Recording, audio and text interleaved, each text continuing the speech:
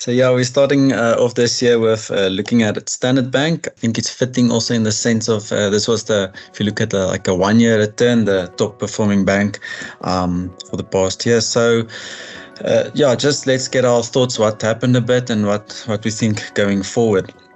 So on a macro environment front, so just overall Africa versus South Africa, we've seen Africa outperform in this sense. South Africa would have its own challenges. We all know Eskom and at the ports and all these type of things.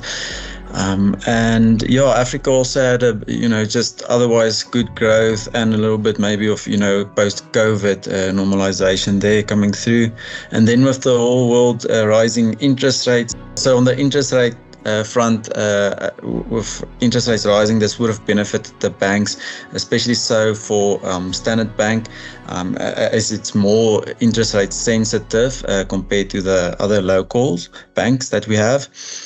On a valuation front, it's still trading at the lower end of its PE multiples. It's also got an upside still as the date of this report of 17% to our intrinsic value, and it's also trading at a dividend yield of around 7%.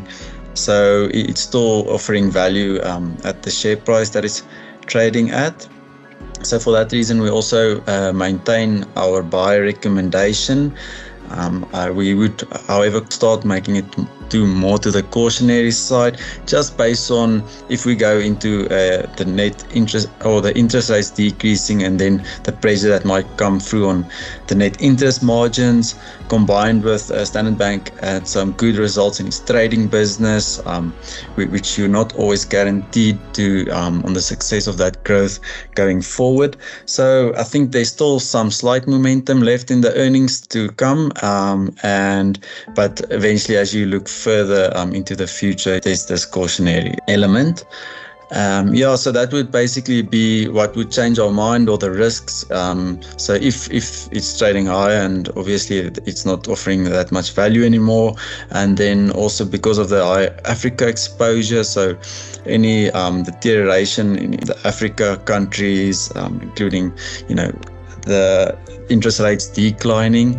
So interest rates also in South Africa due to its higher sensitivity there.